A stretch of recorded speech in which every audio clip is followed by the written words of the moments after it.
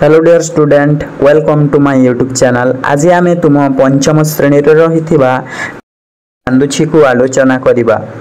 एहाकु लिखिछन्ति doctor Nityanand स्वाई। एहाकु के लिखिछन्ति doctor Nityanand स्वाई। Mauritius रो जंगल रे कालभेरिया कांदुछि। ए कांद आउ बंद हेउनी। दिन काल तार सरी सरी आसिलानी, हेले ता कोड़े से पिलाटीए देखिलानी।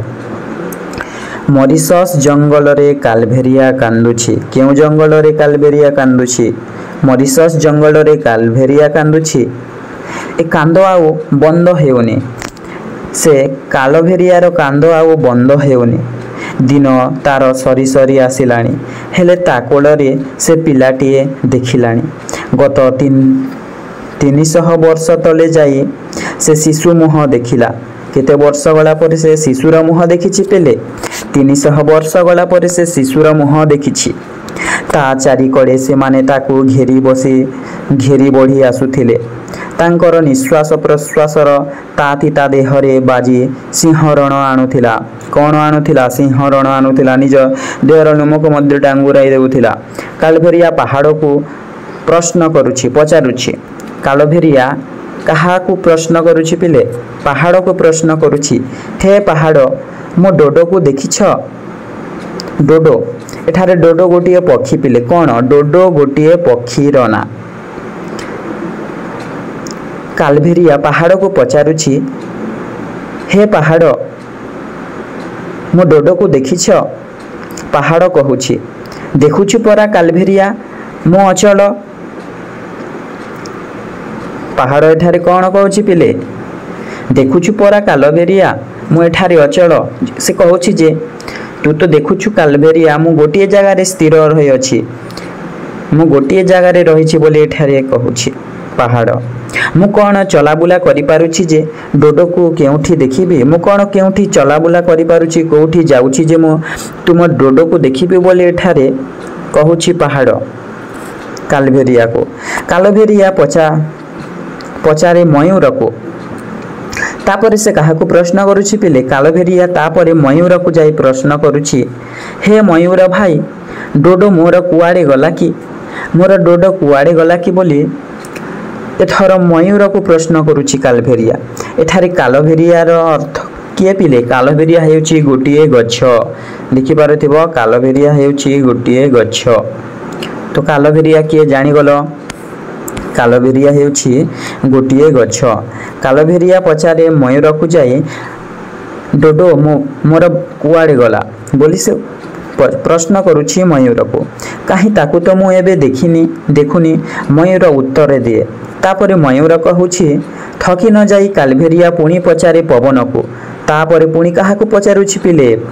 मयूर को पचारि सारिला परे जाई पवन को से पचारुछि, पवन, तमे तो अंधी कंदी सबुछु बुलुछ, तमे देखिना डोडो को?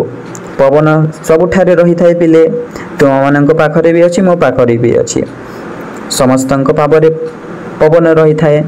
तो कालभेरिया जाई पवन को कहूछि, मो डोडो को देखिछ पवन बोली कहूछि। उत्तर देई न पारी पवन चुप रही जाइछि।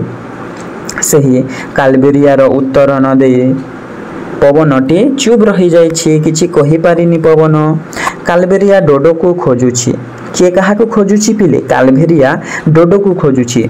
डोडो आसुथिला। ता चारिपटे बुली बुली फल गिली खाउथिला। हालिया होई गले ता देह को लागी घुमेई पड़ुथिला। सेतेबेले कालभेरिया पाउथिला मातृत्वर आनंद। से डोडो आउ आसु नाही। कालभेरिया भाबुछि, मु तो ताकू केबे किछि कहिनी, तेबे तार एते अभिमान काहिकी? तेबे तार एते अभिमान काहिकी बोली कालभेरिया कहूछि। काहाकू कहूछि पिले? डोडो को कहूछि। डोडो आसुथिला। प्रतिदिन डोडो कौन पाई आसुथिला पिले? से गछर फल खाइबा पाई प्रतिदिन से चढ़ेटी पक्षीटी डोडो प्रतिदिन कालभेरिया पाखक आसुथिला। से गछ पाखक फल खाइबा पाई एवं खाई सारिला पले निद लागे पिले। खाई सारी से गछरे मुंड रखी शोई पड़ुथिला। से गछरे मुंड रखी शोई पड़ुथिबा समयरे से गछकु किभली अनुभव होइछि निज मातृत्वर आनंद बोली से अनुभव करिछि। से डोडो आउ आसु नाही। कालबेरिया भाबुछि से कालबेरिया भाबुछि मु तो केबे किछि से डोडो को किछि भी कहिनी, गाली देनी, झगड़ा करिनी बोली एठारे कहूछि। के काहाकू कहूछि पिले? कालबेरिया डोडो को कहूछि मु तो किछि कहिनी बोली कहूछि। तो एते अभिमान काहे पाई? तो एते अभिमान कौन पाई करिछि बोली एठारे कालबेरिया डोडो को कहूछि। पवन भाई डोडो को मोर टिके खबर दियंत, मु ताकू अने बसिछि परा, से थरटिए हेले आसी मो आड़े बुली जानता नहीं। तो पवन को कहूछि कालबेरिया, पवन भाई मोर डोडो को टिके खबर दियो, से थरटिए हेले मो पाखे आसंता बोली एठारे कहूछि। पवन सबू देखिछि। पवन कौन सबुठारे रहिछि पिले? तो पवन सबू देखिछि। तारी आखि आगरे जहा सबू घटी तार से साक्षी। तार आखिरे जहा सबू घटी पवन सबू देखिछि किंतु नीरव रहिछि। से एहार प्रतिवाद करिथिला, रागरे पाची जाई से सृष्टि करिथिला झड़, किंतु से हार मानिला। एई अमानिया अविवेक मनीष जातिटा पाखरे किए हार मानि बुझे? जिए विवेक खटे काम करेनी ताकू दूर जुहार, भक्ति रे नुहे भयरे आउ घृणारे। तो कौन होइछि पिले? पवन सबू देखिछि, देखिकी ता विरुद्ध रे कार्य करिबा सत्वे मध्य से विफल होई जाइछि। ता विरुद्ध रे कार्यानुष्ठान नेवा सत्वे मध्य पवन विफल होई कि चुपचाप रही जाइछि। पवन ठीक कला, आज से कालबेरिया को सबू कहीदेव। एते दिन धरी जहा से लुचे रखिथिला कालबेरिया ठारो से गोपन कहानी को ता आगरे खोलीदेव। ता कोल लुचे किछि लाभ नाही, ताकू लुचे किछि लाभ नाही। आउ केते दिन से बंचिब बा, आउ केते दिन बंचिब बा। पवन कहिला, पवन भाविछि पिले कालबेरिया पाखरे मु सबू सत कथा कहीदेवी बोली पवन एठारे भाबुछि। पवन कहिला चलिला, पवन कही चलिला कालबेरिया को पवन कही चलिला। कालबेरिया चुप होई सुनी बसिला। पवनर निज आखि देखा घटना को से कहानी नथिला, थिला सबू सत। ताहा कहानी नथिला, सबू सत्य थिला बोली एठारे पवन कालबेरिया को कहूछि। 1507 मसीहा कथा। क्यों मसीहार कथा? 1507 मसीहार कथा। भारत महासागर भितरे जहाज चलई आसी मॉरिशस, भारत महासागर भितरे जहाज चलई आसी मॉरिशस रे ओल्लई पड़िले गोरा पोर्तुगीज साहब। बणिज व्यापार थिला तांकर, बेउसा शिकार करिबा थिला तांकर वृत्ति, तांकर कार्य। गोटे गोरा साहब आसी प्रथम दिन एही डोडो माने ही तांको मॉरिशस भूमि रे स्वागत कर जणाइले। प्रथमे केउ माने हे मॉरिशस भूमि रे स्वागत जणाइथिले पिले? डोडो। ए हेउछि डोडो पक्षीर चित्र, देखि पारुथिबो। ए हेउछि डोडो पक्षीर चित्र। ଏହା କାହାର ଚିତ୍ର ପିଲେ? ଏ ହେଉଛି ଡୋଡୋ ପକ୍ଷୀର ଚିତ୍ର, ଦେଖି ପାରୁଥିବ। ଏ ହେଉଛି ଡୋଡୋ ପକ୍ଷୀର ଚିତ୍ର।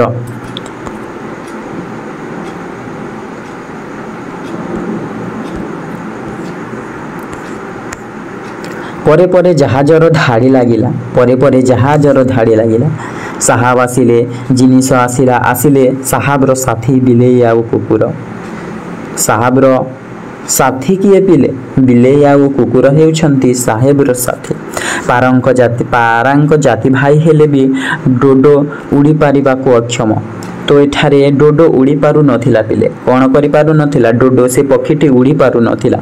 देखिले मन मोहि जीव। एपरि नुहे किंतु भारी शांत धीरस्थ। डोडो किछि छुटिया पक्षी नुहे, डोडो छोटिया पक्षी नुहे पिले। 15 ରୁ 25 केजी हेब तार ओजन। बड़ पक्षी अटे डोडो। भारी सरल प्रकृतिर, एते सरल आउ निष्कपट जे ताको निहाती बोका बोली भी कहा जाई परिबो। बहुत सरल निष्कपटर थिला सेही पक्षीटी डोडो। डोडो जेउ माननकु दिने स्वागत जणाइला सेही माने ही हेले तार पहिलार नंबर शत्रु। जेउ माननकु डोडो प्रथमे स्वागत जणाइथिला से माने ही तार शत्रु होई गले। बिलेई डोडोर बसा खोजी अंडा भोजीरे लागिला। से बिलेई कोन करिछि एठारे डोडो जेउ अंडा देछि पिला जन्म करिबा पई ताकू बिलेई खाई जाइछि। डोडो शावक मानकर तंटी कणा करी रक्त पी गला। कुकुर भी डोडो ऊपर को झांपी पड़ी तार प्राण नेला। कुकुर मध्य से डोडो ऊपर को झांपी पड़ी तार प्राण नेला। मांस खाई साहेब माने डोडो को शिकार करिवारे लागिले। तापरे कोन होछि सही साहेब माने डोडो को शिकार करिवारे लागिले। गोटिए डोडो मारी देले 20 ରୁ 25 केजी मांस। गोटिए डोडो मारी देले केते केजी मांस हेउछि पिले 20 ରୁ 25 केजी मांस हेउछि। डोडो शिकार करिवाट तो किछि कष्टकर व्यापार नहे। शिकारी को देखि पलाई जीवा तो दूर कथा, से बरम बंधु माननकु बोकांक भली चाहि रहिथिबो। से माने शिकार करिबाकू आसिले मध्य सेही डोडो पक्षीटी अन्य आड़कू जाउ नथिला।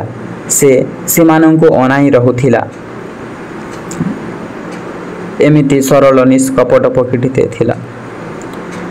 पल भितरु गोटिए डोडो टली पड़िले भी अन्य माने सेमिति जल जल करी चाहि रहिथंती। गोटिए डोडो को मारिदेला परे मध्य से माने भय न करी सेही साहेब मानकु अनाई रहिथांती। पलाई जाई आत्मरक्षा करिवार कला से मानकु बोध होए मालूम न थाए। जना नथिला से मानकु किपरि जीवन को रक्षा करिवार कथा से मानकु जना नथिला। तेणु मरिशस्रु डोडोर वंश संपूर्ण लोप पाई जिबारु लागिला। सबु डोडो को मारिदेबारु डोडो पक्षीर वंश लोप पाई जिबाकु लागिला। मात्र 175 वर्ष भितरे 1507 मसीहारे प्रथम करी डोडो लोकलोचन को आसिला। आउ 1681 मसीहा पृथ्वीर शेष डोडोटी शिकार करिदेई मनीष जाति डोडोर वंश को सबुदिन पाई निश्चिन्न करिदेला। सबु जेते भी डोडो पक्षी रहितेला ताहाको मारिकी तार वंश को लोप करागला। पवनर कंठरोध होई आसिला। पवन एक कथा कहा आगरे प्रकाश करुछि पिले। एक कथा कालभेरिया गछ आगरे पवन सबु कथा अनर्गल भाव रे गाई चालुछि। तथापि कालभेरिया को कुंडेई धरी से कहिला, जहा हेबार तो हेई गलानी मो सुनाटा परा तु आउ कांदना। एठारे कहूछि पवन कालभेरिया को, जहा हेई गला कालभेरिया तु आउ चिंता करना आउ कांदना। तु मो सोनाटा परा मो धनटा परा बोली एठारे पवन कालभेरिया को कहूछि। डोडो आजी नाही। किए आजी नाही पिले? डोडो आजी नाही। गत 300 वर्ष तळरु से पृथ्वी वक्षरु सबुदिन पाई लोप पाई जाइछि। तेबे डोडो सहित कालभेरिया बा संपर्क कोन? डोडोर विच्छेद रे कालभेरिया बाहुनी छि काहेकि? तेबे डोडो सहित कालभेरिया बा संपर्क कोन? डोडो सहित सेही कालभेरियार संपर्क कोन थिला पिले? प्रतिदिन सबुदिन डोडो पक्षी से गछ मुड़े आसी तार से कालभेरियार फल को खाऊथिला।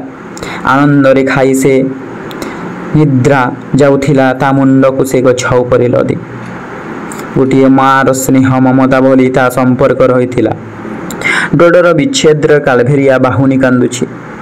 बाहुनी भाभी से कालभेरिया तार कथा को कांदी रहुछि पिले। कालभेरिया एक विराट वृक्ष। कौन? कालभेरिया एक विराट वृक्ष। सेही मरिशस्र भी सेवा बासिंदा। किंतु 1973 ମସିହାରେ ମରିସସରେ ମାତ୍ର 13ଟି କାଲଭେରିଆ ଗଛ ବଞ୍ଚି ରହିଥିଲା। କେତେଟି କାଲଭେରିଆ ଗଛ ବଞ୍ଚି ରହିଥିଲା ବିଲେ? 13ଟି ମାତ୍ର କାଲଭେରିଆ ଗଛ ବଞ୍ଚି ରହିଥିଲା। ପୁଣି ସମସ୍ତଙ୍କର ବୟସ ଥିଲା 300 ବର୍ଷରୁ ଉର୍ଦ୍ଧ୍ୱ। ସେହି ଗଛମାନଙ୍କର ବୟସ କେତେ ଥିଲା? 300 ବର୍ଷରୁ ଉର୍ଦ୍ଧ୍ୱ ଥିଲା। ସେମାନେ ସବୁ ମରି ମରି ଆସୁଥିଲେ। ସେମାନଙ୍କ ମଧ୍ୟ ବଂଶ ଲୋପ ପାଇବାକୁ ଆସୁଥିଲା। ବଂଶ ବୃଦ୍ଧି କରାଇବାରେ ସେମାନେ ସମସ୍ତେ ଥିଲେ ଅକ୍ଷମ। କାଲଭେରିଆ ଫଳଗୁଡ଼ିକ ବେଶ ବଡ଼, 1.5 ସେଣ୍ଟିମିଟରର ଖୋଲପା ପରିବେଷ୍ଟିତ ହୋଇ ରହିଥିଲା ତା ମଝି। ତେଣୁ ଏ ମୋଟା ଖୋଲପା ଫୁଟେଇ ଗଜା ବାହାରିବାର ବଡ଼ କଷ୍ଟ। କାଲଭେରିଆ ଫଳ ଡୋଡୋର ବଡ଼ ପ୍ରିୟ। ଫଳଗୁଡ଼ିକୁ ଗୋଟାଏ ଗିଲି ପକାଇ ସେ ତାର ପାକସ୍ଥଳୀରେ ଏହି ଫଳର ଖୋଲପା ନରମ ହୋଇଯାଏ। ନରମ ଖୋଲପା ଥାଇ ଗୋଟା ଫଳଟା ପୁଣି ଡୋଡୋର ମୂଳରେ ବାହାରି ଆସେ। ଖୋଲପାଟା ନରମ ହୋଇଯାଇଥିବାରୁ ମଞ୍ଜିରୁ ଗଜା ବାହାରିବାରେ କିଛି ଅସୁବିଧା ହୁଏ ନାହିଁ। କାଲଭେରିଆକୁ କିଏ ସାହାଯ୍ୟ କରୁଥିଲା ପିଲେ? ଡୋଡୋ। ବଂଶ ବୃଦ୍ଧି କରିବା ପାଇଁ ଡୋଡୋ ସାହାଯ୍ୟ କରୁଥିଲା। କିନ୍ତୁ ଏଠାରେ ଡୋଡୋର ବଂଶ ନାଶ ହୋଇଯାଇଥିବାରୁ କାଲଭେରିଆ କିପରି ନିଜର ବଂଶକୁ ଆଗେଇବ? କାଲଭେରିଆ ମଧ୍ୟ ଏଠାରେ ନିଜ ବଂଶକୁ ହରାଇଛି। ଡୋଡୋ ବଞ୍ଚି ଯାଇଥାନ୍ତା, କାଲଭେରିଆ ଫଳ ପୁଣି ବାହାରି କରିଦିଅନ୍ତା। କାଲଭେରିଆ ଫଳରୁ ଗଜା ହୋଇ କାଲଭେରିଆର ବଂଶ ବଢ଼ି ଚାଲନ୍ତା। ଏଠାରେ ଯଦି ଡୋଡୋ ବଞ୍ଚିଥାନ୍ତା ତାହେଲେ କାଲଭେରିଆ ମଧ୍ୟ କିଛି ହୋଇନଥାନ୍ତା ବୋଲି କୁହାଯାଇଛି। କିନ୍ତୁ ଡୋଡୋର ବଂଶ ଲୋପ ହୋଇଗଲା ପରେ କାଲଭେରିଆ ଅଙ୍କୁରୋଦ୍ଗମ ଆଉ ସମ୍ଭବ ହୋଇପାରୁନାହିଁ। ଅଙ୍କୁରୋଦ୍ଗମ ବାହାରି ପାରୁନାହିଁ। ତା ସେହି ମଞ୍ଜିରୁ ଆଉ ବୀଜ ବାହାରି ପାରୁନାହିଁ, ଗଛ ହୋଇପାରୁନାହିଁ। ଗତ 300 ବର୍ଷ ତଳେ ପୃଥିବୀର ସର୍ବଶେଷ ଡୋଡୋ ପକ୍ଷୀଟିର ମୃତ୍ୟୁ ହେଲା। 300 ବର୍ଷ ପରେ ପୃଥିବୀର ସର୍ବଶେଷ ଡୋଡୋଟିର ପକ୍ଷୀଟିର ମୃତ୍ୟୁ ହୋଇଥିଲା ବିଲେ। ଗଲା 300 ବର୍ଷ ଧରି ପ୍ରାକୃତିକ ଉପାୟରେ କାଲଭେରିଆ ବୃକ୍ଷରୁ ଅଙ୍କୁରୋଦ୍ଗମ ହୋଇପାରିଥିବାରୁ କେହି ଜାଣିନାହିଁ। ଡୋଡୋର ମୃତ୍ୟୁ ହୋଇଛି। ଆମେ ହିଁ ତା ମୃତ୍ୟୁ ପାଇଁ ଦାୟୀ। ସେହି ସାହେବମାନେ ହିଁ ସେହି ଡୋଡୋର ମୃତ୍ୟୁ ପାଇଁ ଦାୟୀ। କାଲଭେରିଆ ମରି ମରି ଆସୁଛି। ପରୋକ୍ଷ ଭାବରେ ଦେଖିଲେ ଏହି ମଣିଷ ଜାତିଟା ଆତତାୟୀ। ଏହା ପାଇଁ କିଏ ଦାୟୀ ପିଲେ? ମଣିଷ ଜାତି ଏହା ପାଇଁ ଦାୟୀ। ତ ଏଥିପାଇଁ କୌଣସି ପଶୁପକ୍ଷୀଙ୍କୁ ହତ୍ୟା କରିବ ନାହିଁ ପିଲେ। କାଲଭେରିଆ ଦୁର୍ଦ୍ଦଶା କାରଣ ଆମକୁ ଜଣା, କିନ୍ତୁ ଆମେ ନିରୁପାୟ। ଯିଏ ତାର ବଂଶ ବୃଦ୍ଧିରେ ସାହାଯ୍ୟ କରିଥାନ୍ତା ସେହି ଡୋଡୋ ଆଜି ଆଉ ନାହିଁ। ଆମେ ଡୋଡୋର ବଂଶ ବୁଡ଼େଇ ଦେଇଛୁ। କାଲଭେରିଆର ବଂଶ ବୁଡ଼େଇ ଆସୁଛି। ଡୋଡୋର ବଂଶ ବୁଡ଼େଇବା ସହ କାଲଭେରିଆର ମଧ୍ୟ ବଂଶ ବୁଡ଼ି ଯାଇଛି। ଡୋଡୋ ପକ୍ଷୀଟିଏ, କାଲଭେରିଆ ଗୋଟିଏ ବୃକ୍ଷ। ସମଧର୍ମୀ ନ ହୋଇ ମଧ୍ୟ ସେମାନଙ୍କ ସମ୍ପର୍କ ଅବିଚ୍ଛେଦ୍ୟ। କିନ୍ତୁ ଆମେ ସେମାନଙ୍କର ରକ୍ଷକ ନ ହୋଇ ଭକ୍ଷକ ସାଜିନୁ। ସେମାନଙ୍କୁ ରକ୍ଷା କରିବା ପରିବର୍ତ୍ତେ ସେମାନଙ୍କୁ ଆମେ ମାରି ଚାଲିଲୁ। ତ ଏମିତି ଭୁଲ ଜମାରୁ କରିବ ନାହିଁ ପିଲେ। ଗଛଲତା ଏମାନଙ୍କୁ ସୁରକ୍ଷା ଦେବା ସହ ସବୁ ପଶୁ ପକ୍ଷୀମାନଙ୍କୁ ମଧ୍ୟ ଯତ୍ନ ସହିତ ପାଳନ କରିବ। କ'ଣ କରିବ? ଯତ୍ନ ସହିତ ପାଳନ କରିବ। ପ୍ରକୃତି କାହିଁକି ଡୋଡୋକୁ ସୃଷ୍ଟି କଲା? ଏ ପ୍ରକୃତି କାହିଁକି ଡୋଡୋକୁ ସୃଷ୍ଟି କଲା? କାହିଁକି ସେ ଜନ୍ମ ଦେଲା କାଲଭେରିଆକୁ? କ'ଣ ପାଇଁ ଜନ୍ମ ଦେଲା ସେ କାଲଭେରିଆକୁ? କ'ଣ ଏମିତି ବଂଶ ନାଶ କରିବା ପାଇଁ ବୋଲି ଏଠାରେ କୁହାଯାଇଛି? ଡୋଡୋ ଆଉ କାଲଭେରିଆ ସମ୍ପର୍କ ଯୋଡ଼ିଲା ଅବା କାହିଁକି? ସେହି ଡୋଡୋ ଆଉ କାଲଭେରିଆର ସମ୍ପର୍କ ଏମିତି ବନ୍ଧନରେ ବାନ୍ଧି ହେଲା କାହିଁକି ବୋଲି ଏଠାରେ କୁହାଯାଇଛି? ଆମେ କେହି ବି ସେ କଥା ଭାବିଲୁ ନାହିଁ। ଆମେ କେହି ବି ମଣିଷ ଜାତି ଏହି କଥା ଭାବିଲୁ ନାହିଁ। କିନ୍ତୁ ସେ ବଂଶ ନାଶ ହେଲା ପରେ ସବୁ ଭାବନ୍ତି। କ'ଣ ବିଲେ? ସବୁ ବଂଶ ନାଶ ହେଲା ପରେ ହିଁ ଭାବନ୍ତି। ଗୋଟିଏ ଜଣ ଜୀବିତ ଥିଲା ସମୟରେ ତାଙ୍କୁ କିଏ ବି ମନେ ପକାଇ ନଥାଏ। କିନ୍ତୁ ଯଦି ସେ ମୃତ୍ୟୁବରଣ କରି ମରିଯାଏ ତାହେଲେ ସମସ୍ତେ କହିବେ ଓ ଭଲ ଲୋକଟି ଥିଲା। ଏମିତି ହୁଏନି ପିଲେ? ଏମିତି ହିଁ ହୁଏ ଆମ ଦୁନିଆରେ। ଆମେ କେହି ବି ସେ କଥା ଭାବିଲୁ ନାହିଁ। ଆମେ କୁଆଡ଼େ ପୃଥିବୀର ଶ୍ରେଷ୍ଠ ଜୀବ, କାରଣ ଆମର କୁଆଡ଼େ ବିବେକ ଅଛି। ଧିକ୍ ଆମର ବିବେକକୁ। ସେ ବିବେକକୁ ଆମର ଧିକ୍। ଆମେ ଜୀବନ୍ତ ଥିଲା ସମୟରେ ସେ ସବୁକୁ ଭୁଲି ଯାଇ ତାକୁ ମାରିବାକୁ ଲାଗିଲୁ। କିନ୍ତୁ ଆଜି ତାହା ମୃତ୍ୟୁ, ତାହା ବଂଶ ନାଶ ହେଲା ପରେ ଆମେ ତାକୁ ଭାବୁଛୁ।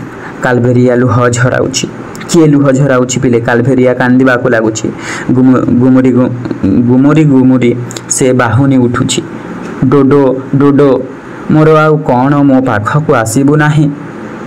ଏଠାରେ ଦୁଃଖରେ କହୁଛି କାଲଭେରିଆ। ଡୋଡୋ ଡୋଡୋ ତୁ ଆଉ କ'ଣ ମୋ ପାଖକୁ ଆସିବୁ ନାହିଁ ଡୋଡୋ ଏଠାରେ କହୁଛି। ତ ଆଜି ପାଇଁ ଏତିକି ପିଲେ, ଦେଖା ହେବ ନେକ୍ସଟ ଭିଡ଼ିଓରେ।